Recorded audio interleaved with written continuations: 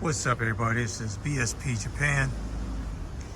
I'm coming to you from a place called Neata City here in Neata City, where I live.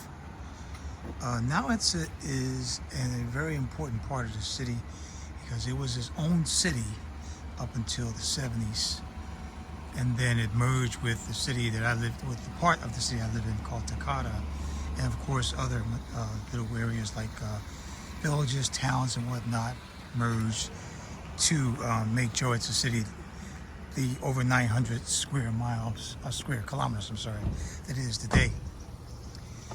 So, but today's the topic is the yen rate and the land prices here in Japan. They're increasing, and the yen is getting stronger against the dollar again. Now, if you plan on visiting Japan, since July, the dollar has gone down about 15% against the yen. So you have to plan accordingly. So you may see, for example, if you didn't, I'm gonna go this back way because I like this back way here.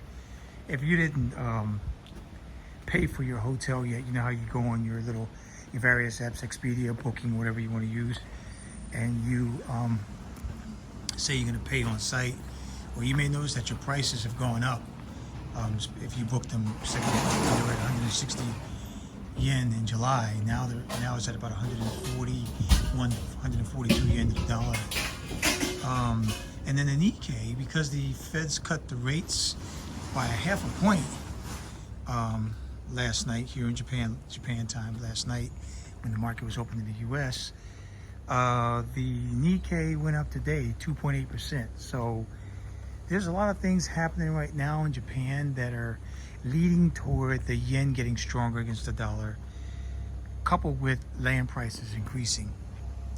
I saw this scenario. I'm very familiar with this scenario. I saw this back in the 80s, right in the middle of the bubble economy. But I think that with the Japanese economy getting stronger, and now they're saying that inflation is where they want to be at a 2% clip. I think that being in deflation for like 30 plus years and being in the doldrums, I think this time Japan will be able to handle things a lot better than they did during the bubble economy, which caused them to burst. So what does that mean to you as a tourist? What does that mean to you as a person here living in Japan, or wanting to retire to Japan, or want to move to Japan, or you're working in Japan? There's all kind of things, all kind of people that this market affects. Of course, the market affects everyone, but with Japan finds themselves in the middle of this global market here, because the yen was with the rates being negative rates or at 0% interest, people were coming over here borrowing money in yen. It was like getting free money. But now the rates went up a little bit, and now you see that the U.S. has dropped the rates, so they're starting to go in the direction of where Japan is. Of course, Japan's going to raise the rates again some more as they see their market get better, because they won't see a need to keep the rates artificially low when there's an uptick in business. And there is an uptick in business. Like I said, I mentioned what happened with the Nikkei today. I'm gonna walk this way. Now it's just a really beautiful place. I'll tell you about it someday. But I like it because it's retro. It reminds me of when I first got to Japan in Okinawa. That's why I like coming out here. It's about a 15-minute ride from my house where I live now, and it's just a different kind of environment, different area. They have a lot of great restaurants and good things to eat here. And like I said, you see these old buildings, the rust and everything, but to us, that's not really rust, that's retro. Showa is what it is. So trust me, don't be fooled by it, because when you go inside these restaurants, you're like, oh my God, the food is so good. The cuisine is all authentic Japanese, and this is what we locals like. So I just want to point that out. So you'll see some different scenery as I'm walking around here. I'm going to end up at the station area, by the way, on the other side of the station. 'Cause I'm gonna probably this video I'm gonna talk through today will probably take. I'll probably do another video after this that has to do with the market. Um, so anyway, but yeah. So what does that do? What does that mean for tourists? So like I said, if you're booking your tickets now, it's not going to affect your airline prices, of course, because you're paying for your tickets in your local currency, but it will affect the reservations you make. So you're probably saying, well, wait a minute, should I go ahead and now pay for my hotel cost when I book at the time of booking? Should I pay for my hotels, or what should I do, right? And you're going to be asking yourself this. I can't guarantee anything. I don't know. I can't predict how these rates are going to go. The market is the market. It is what it is. But I do know that since July, the dollar is down 15% against the yen. So almost 15%, because it was 160 yen to the dollar for a minute in July, and it hovered around 150 something for a while, and now it's at 140, 142 yen to the dollar. I was gonna look at my phone earlier. I looked at it this morning. It was 142 point something this morning. So that's where when I last saw it. So yeah, so that means that things are gonna get a little bit more costly for you tourists, but keep in mind 140 something into the dollar is good. It's very good for you and your tourist dollars here in Japan. I would not panic over anything like that. I wouldn't, worry about it. But if you are a person that's doing some penny pinching and you're budget conscious, then yeah, it's gonna bother you, because that is 15% is 15%. 15% more expensive is 15% more expensive. So that can cause you to feel a pinch if that's where the situation you're in. Now, most of us have been living in Japan. Like myself, I've been living in Japan over 11 years now, on and off. I've been associated with Japan for almost 4 decades. And so I've seen the yen way low.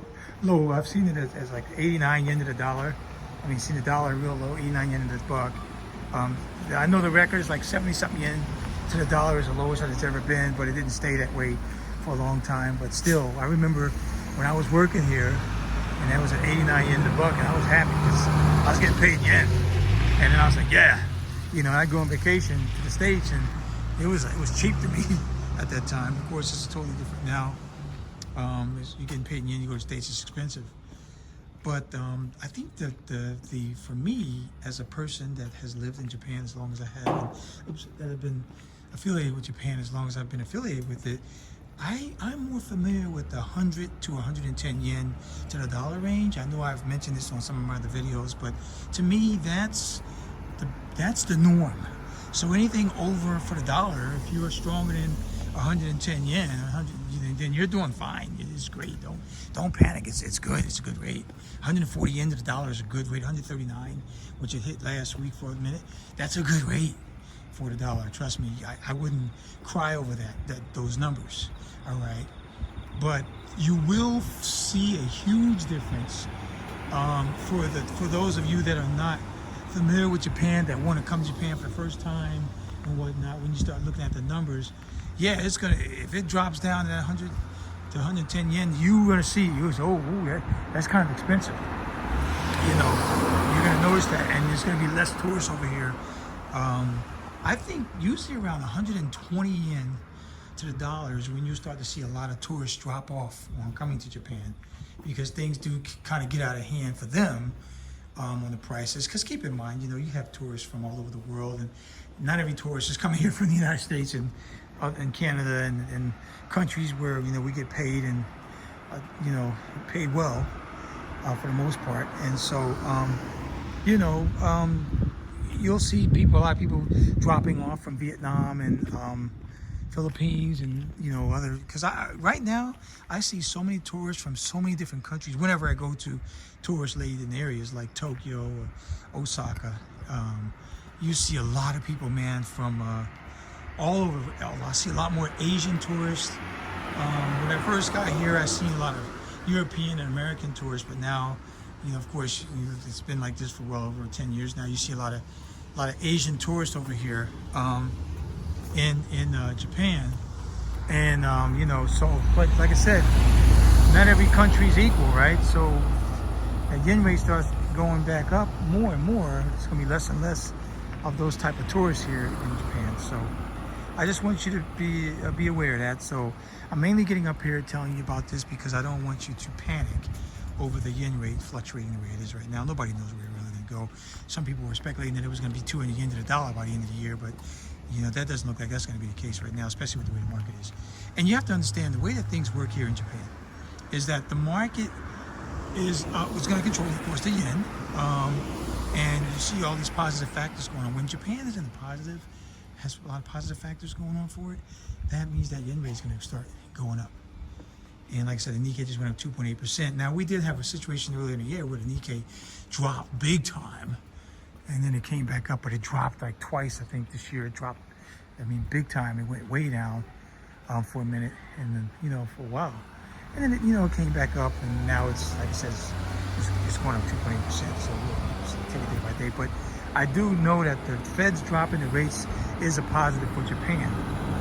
Now, everybody's still up in arms over how this yen rate is going to actually end up turning out because, like I said, there's a lot of people now probably looking to sell some yen or pay their loans or get out of those loans or not borrow money with the yen now that they're starting to charge rates. It depends on how business goes, and now they see the dollar starting to drop the rates a little bit, the Fed's starting to drop the rate a little bit. So with that said, that may that may alter some things, may make things move slower and where inevitably they're going to be what they're going to be.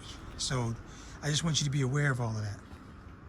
All right. So, and for those of you that are living in Japan, that are working in Japan and getting paid in yen, of course, I know you love to see the yen rate between 100 and 110 yen, like I was saying earlier, for you, because then that means that you would be able to start saving some money and sitting at home, or taking care of it won't be expensive for you to pay off your debt at home, whatever the case may be. But here's what I want to say about all that. Here's what I'm going to say about that. So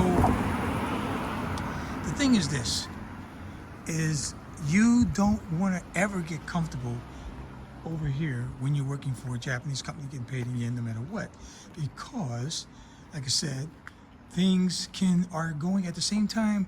Your yen may be getting stronger for you, and you may feel like you got more money in your local currency at home. Well, guess what else is happening? What's happening is that you are going to be paying more. Prices in your country, in your own home country, are going up. So, like I said, I'm an American, and so I'm going to walk this way and kind of curve around because I drove on this street yesterday when I was just kind of milling around, and I kind of like what I saw. I'm starting to try to get used to coming to Neata some more, and I haven't been coming here for a while and for a few months, and now I'm back, and because I got some time, and I just wanted to I'm an explorer. I like to see different things. You can see all the different scenery as I'm walking, so you kind of know where I'm at and what I see. But now, what I was going to say is this. So, although you may feel like you're getting more money, as the yen rate gets stronger, you may feel a little bit richer. But keep in mind that where you're from, prices are going up. Okay, like I know in the States, even though now inflation is starting to get under control now, but still, prices have gone up from before, and now they get under control. And as you know, in the United States, if you know that market as well as I do, prices don't go down in the States, okay? And they just don't go down. I mean, once they go up, they stay up. In Japan, prices will go up, but then they'll come back down. Like for right now, we've had a rice shortage in Japan for the past few months, but now rice is starting to hit back on the shelves, is starting to load back up again. So guess what's happening? The cost of rice in Japan is going to start coming down by the end of this month, because it's going up like 30 to 50% from a year ago.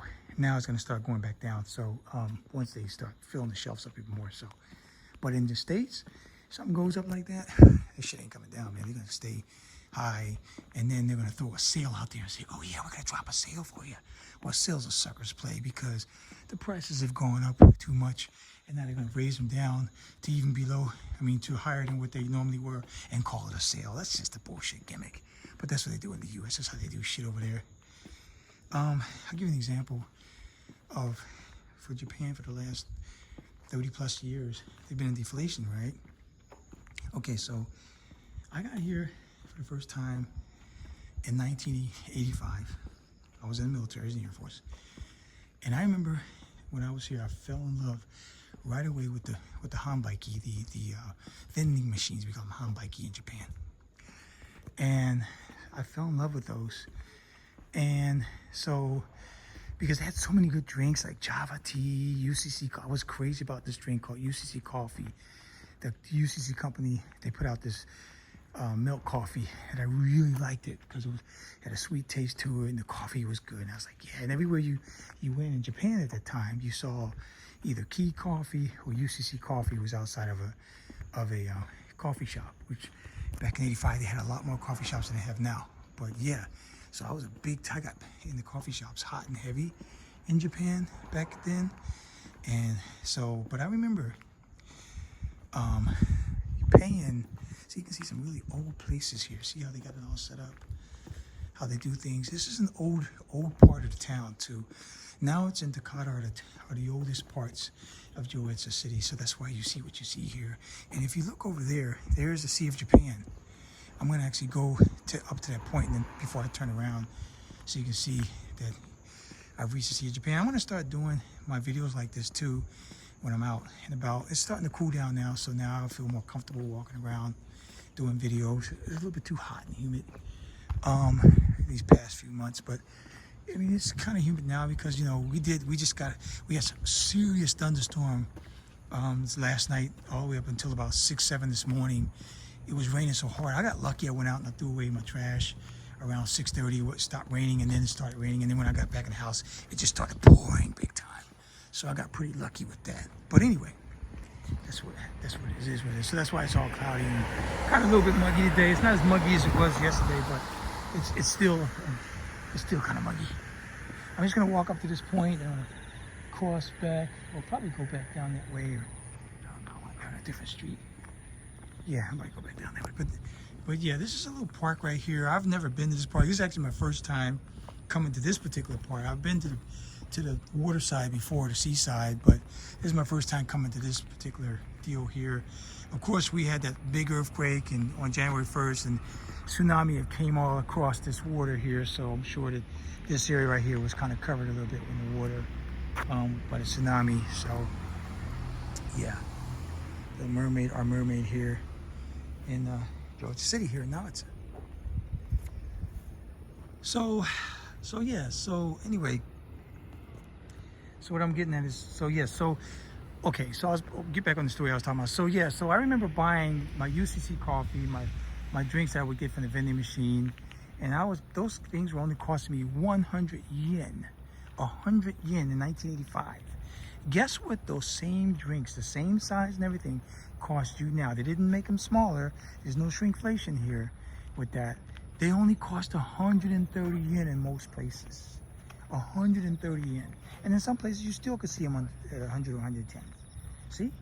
So just imagine in the US something costs you $1 in 1985, and now I thought there was a crossover. I can cut back another interesting walk. Let me try this way. Something that was costing you $1 in 1985, and now it's only $1.30. That shit is unheard of in the US, baby. Because in the US, if something costs you $1 in 1985, that shit's probably $6, $7, $8 right now, maybe more in 2024. I wouldn't be surprised if it was $10. Would you pay $1 for back in '85? See?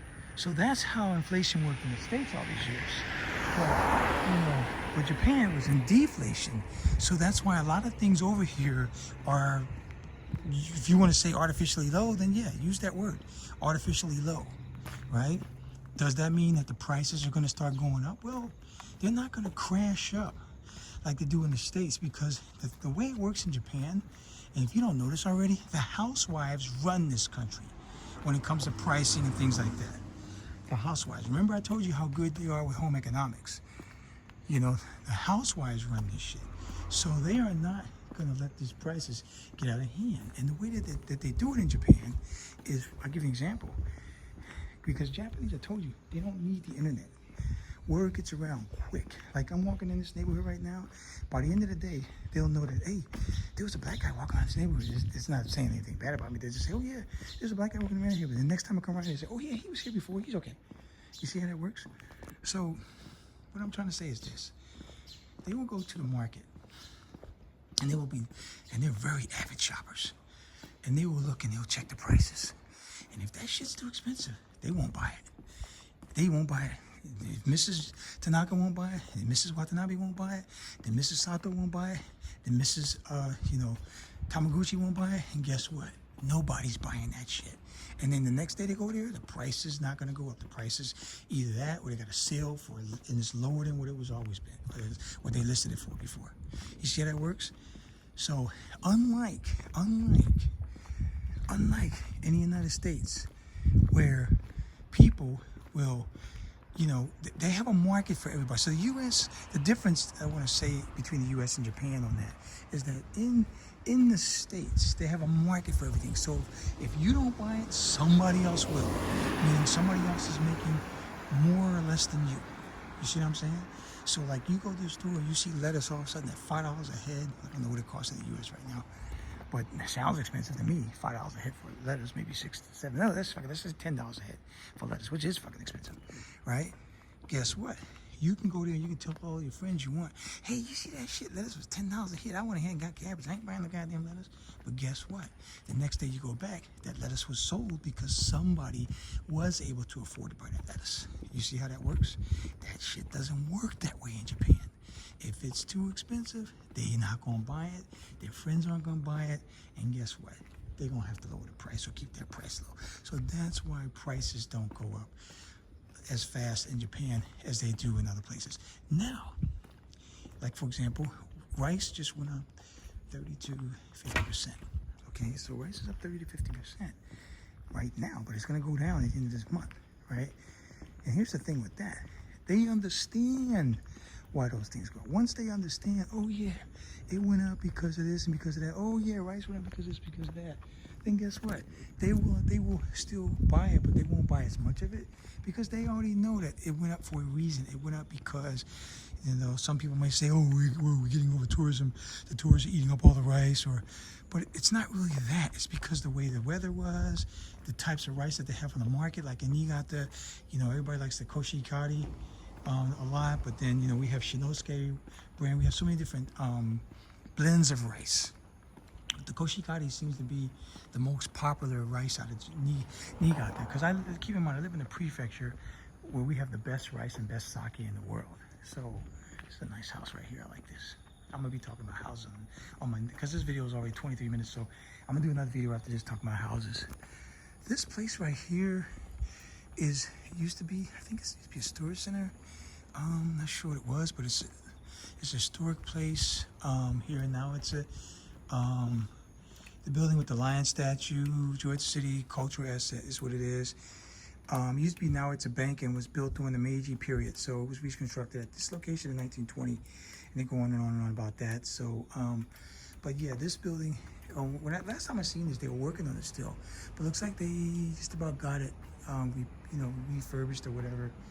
So I thought that a shoe store that I like called Nattoria, and now it's told me that they actually had a restaurant here. So I'm gonna have to get my wife to check on that, or I can check on it. Now I know that we did go to a beautiful restaurant over here. I think it was this cafe. Yeah, this place. It's old, but inside they redid it nice. And then you walk in there, and then the ceiling is kind of high. And then you just see the big wood at the top of the high ceiling is so beautiful.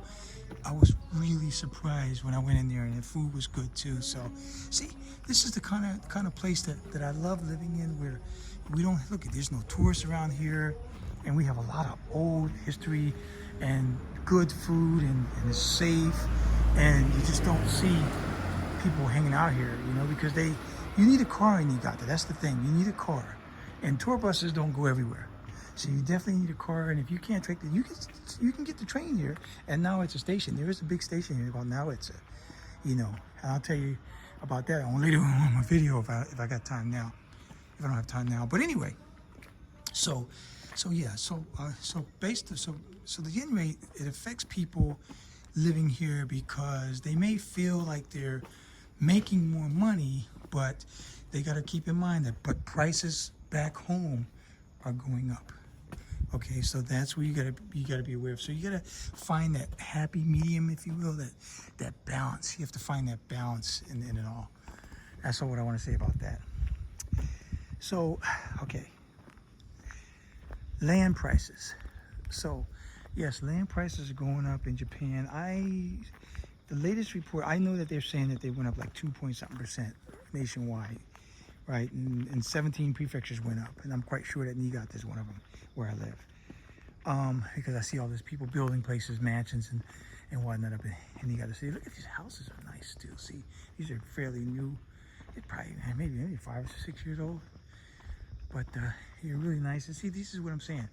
Our house also gonna be like dark color like this. We're looking at like a navy blue, a dark navy blue. You can't really tell. But we did that because we didn't want, like you see that white building over here, you see the rust kind of coming down off the metal. We didn't want to see that on our building, so that's why we chose the color on our house, so we chose the color we got. And these houses don't have garage, but we will have a garage too, so. But they're cute little houses, man. They look really nice inside. We were in our house yesterday because we had to choose where we wanted the wall outlets and the switches and everything, so that was pretty crazy, but I'm not talking about that right now. But anyway, so yeah. So land prices going up. So for those of you that are looking to purchase in Japan, I would highly recommend you do your research. Not everywhere is going up, but I know the hot cities, because I looked at the 2022 report that actually had the cities broken down by areas, broken down by numbers of how much they're going up. The hottest place in the country right now, bar none, for residential land prices is Sapporo in Hokkaido. It's going up 11.9%. In 2022, it went up 11.9%. And that's because, and I know I put two and two together real quick. When we were up there in Hokkaido in August, we were on vacation. We spent, nice time up there. I think we spent like almost 2 weeks up in Hokkaido. We noticed there were a lot of people, Chinese, walking around Sapporo. And 10-1, Chinese are buying up a lot of property in Sapporo. That's why their property is hot right now. It's very popular. Another popular place is Sendai. Nagoya is popular. Sendai, I think, went up like about 6.9%. Nagoya went up like 5%, something like that. So you have these cities going up. Niigata City, in comparison, went up like 0.4% in 2022. But you know what? Niigata is probably a little bit higher now by 24 because Niigata, they're doing what they call a 2-kilometer expansion project from Niigata Station up to Bondi Bridge. If you can just Google it and you'll see it. And they're building a lot of like condominiums, and they're making it look nicer now, and I mean, I see why people have not come to move to Niigata in the past, because, Niigata, was all the way on the other side of the country, and it's still kind of quite isolated, Niigata City. I mean, you can get to Tokyo in 2 hours and 20 minutes from Niigata on the Shinkansen, but, when you want to drive places, like, where we live in comparison, we're really close to everything in Georgia. We were only like 2 hours, we're less than 2 hours, depending on the type of train you want to, the Shinkansen, where you want to stop on along the way. But we're less than 2 hours away from Tokyo. We're only 40 minutes by Shinkansen from Toyama Station. We're less than 1 hour from Kanazawa Station. We're only 18 minutes from Nagano Station. We can drive to Nagano in about 40, to get across the border, 40 minutes. Nagano City is probably about an hour and 20 minutes to 30 minutes from me, about an hour and a half. Toyama, I can get down there in less than like 3.5 hours. Kanazawa, so everything is really kind of close to where we are in Georgia City, but Niigata is further away from faces. Niigata is farther away from faces, so that's why it seems isolated. But it's a really nice city to live. It's very easy to live in. My wife is from Niigata City.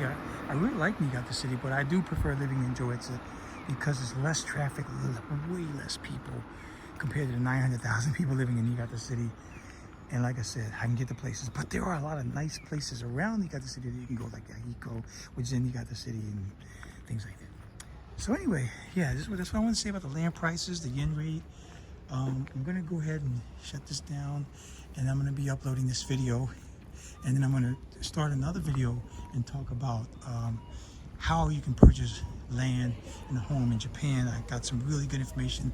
I'll drop some links in on that one. So anyway, this is BSP Japan coming to you from Neata here in Neata City.